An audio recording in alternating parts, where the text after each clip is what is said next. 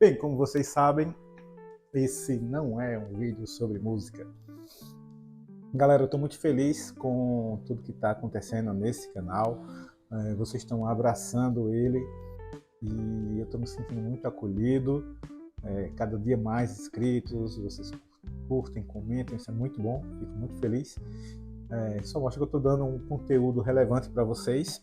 E como eu tinha prometido, vamos fazer a parte 2 do nosso P1, nosso primeiro estágio, nosso primeiro período na faculdade de Psicologia. Peço desculpas ainda porque a luz ainda não está totalmente afinada, não se tem um controle muito bom com o celular, mas prometo que nos próximos vamos melhorar mais um pouquinho, tá? Bom, eu tinha falado que a primeira matéria que eu tinha assistido, né, foi de comunicação da psicologia, e foi uma matéria que eu tinha um pouco de intimidade, né, porque eu trabalho com comunicação, e foi bem interessante, foi uma introdução bem dentro da minha faixa de conhecimento, mas é a parte da psicologia que você tem acesso à parte física, digamos assim, da psicologia, porque você vai estudar o cérebro, você vai estudar as conexões cerebrais, e são muitos termos técnicos. E quando o professor chegou, ele já foi lá dando boa noite, falou um pouquinho da matéria e já foi dando a matéria logo de cara. Pá. Caramba, isso foi um flash direto na Matrix. E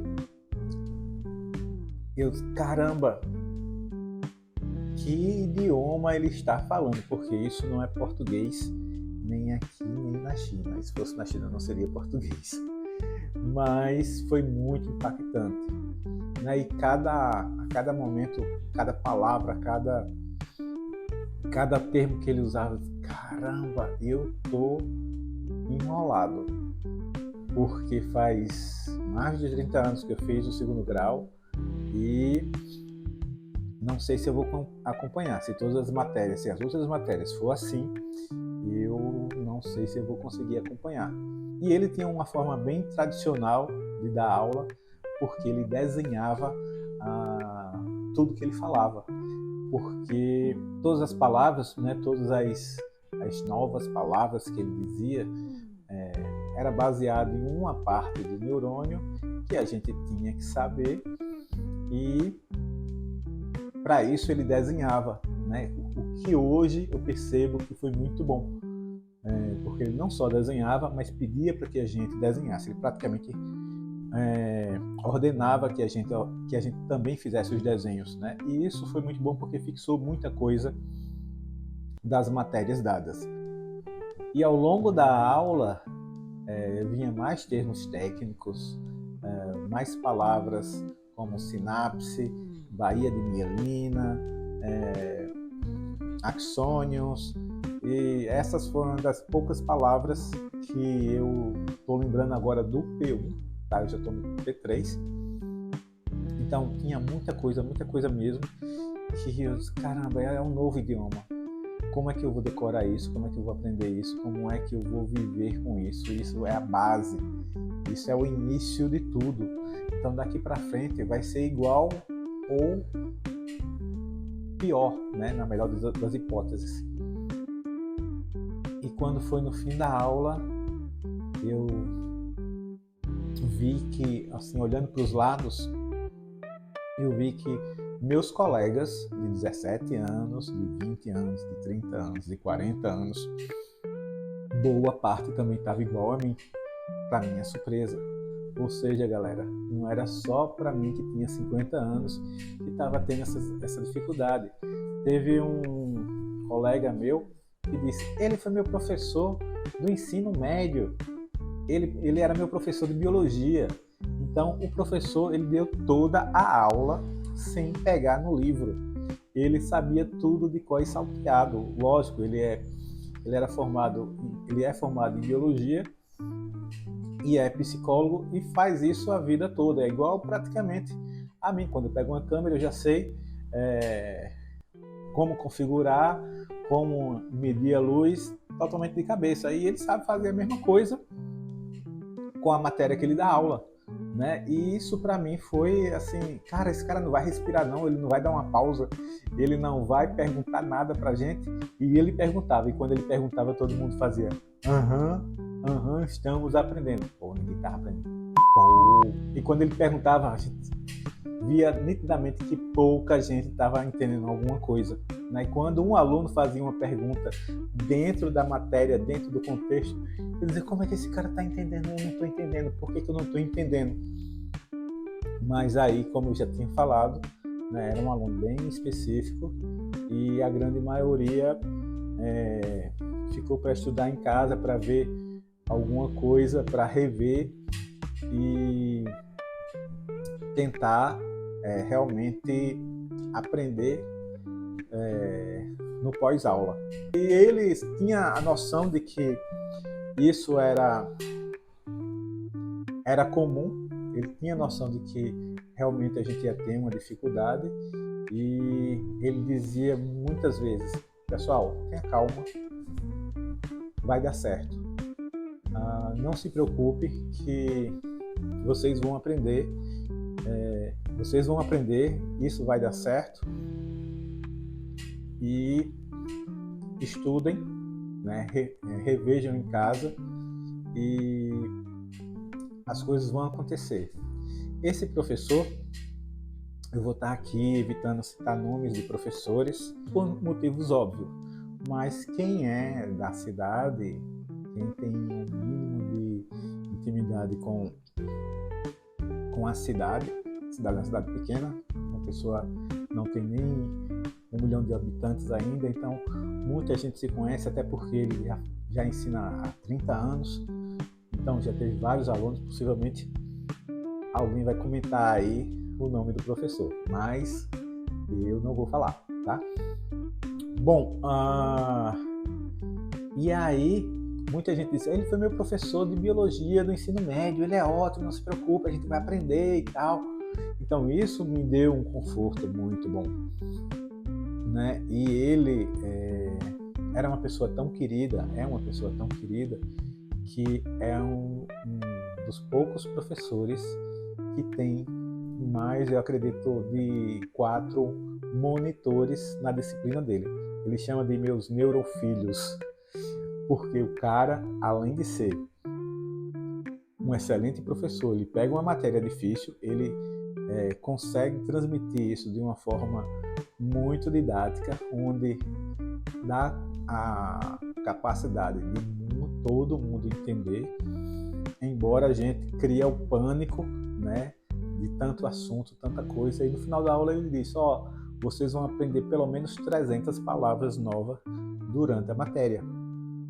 Então isso mostrou que era um mundo novo e que a gente ia ter novos conhecimentos.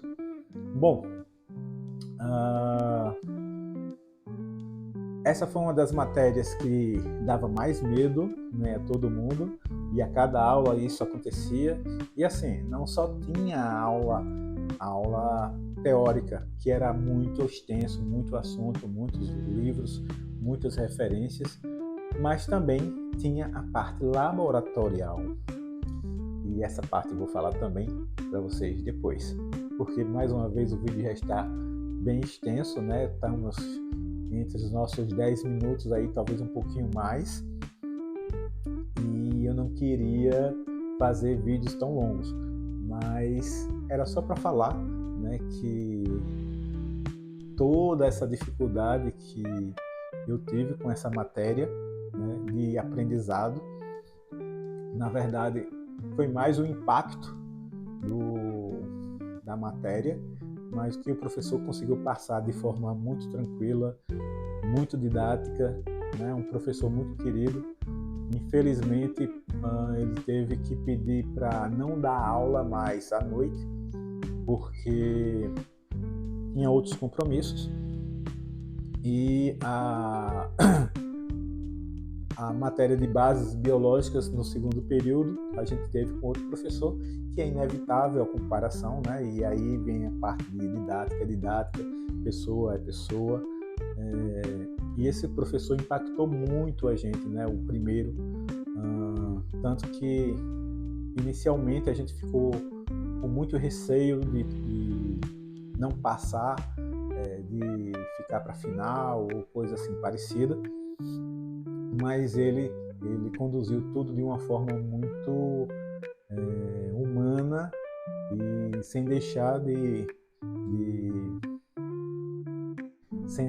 fazer o trabalho dele, né, sem deixar de ensinar. E a gente percebia que ele não ensinava só porque ele era professor ou pelo dinheiro, mas porque ele gostava de ensinar e gostava de ver o aluno aprender. Então isso foi muito bom, e foi pouca gente para a final, para a matéria dele, e as poucas pessoas que foram para a final, a grande maioria, foi porque ou não conseguiram fazer uma prova anterior, ou porque perdeu o trabalho, ou porque faltou e não conseguiu dar andamento aos assuntos. Mas ele conseguiu ensinar todo mundo de uma forma que, mesmo quem foi para a final, soube aproveitar o máximo de conhecimento que ele passou. E engraçado que quando foi em um dos momentos que eu postei uma foto dele, a minha filha disse: pai, ele foi meu professor de biologia quando eu estava no ensino médio. Minha filha hoje tem 28 anos, também já é formada em jornalismo e também passou por esse mesmo professor. E aí veio a alegria, né, de um professor que está ensinando duas gerações na mesma família, lógico. E isso é um motivo de muita alegria para mim também, poder ter dito a ele que ele ensinou a minha filha e agora está ensinando ao pai. Geralmente é o contrário, ensina o pai e depois ensina a filha. Nesse caso, ele ensinou a filha, depois ensinou o pai, e eu tenho muito orgulho de ter sido aluno dele e poder contar essa história aqui no vídeo sobre as dificuldades que a gente teve no P1 e as alegrias também, né? Essa foi uma das matérias que mais causa alvoroço aos alunos, porque ela é tanto teórica quanto ela é prática. E a aula prática, a parte prática, vai ser um capítulo à parte, porque a gente vai falar sobre como é a primeira vez que a gente usa o jaleco, como a primeira vez que a gente entra no laboratório, como a primeira vez que a gente tem um contato, eu diria, mais palpável da psicologia. E eu espero encontrar vocês no próximo vídeo falando sobre o laboratório e o uso do jaleco. Obrigado por compartilhar esse vídeo, obrigado por estar assistindo, obrigado por curtir. É muito importante para vocês esse feedback que vocês estão me dando, e fico muito feliz de estar passando um conteúdo que está agregando a vida de quem está começando, quem já está na mesma jornada que eu, para ver como é, né, o outro lado, o lado de quem tem mais experiência e está fazendo uma segunda graduação. Então, até o próximo capítulo, até o próximo episódio. Obrigado a todos e a gente se vê.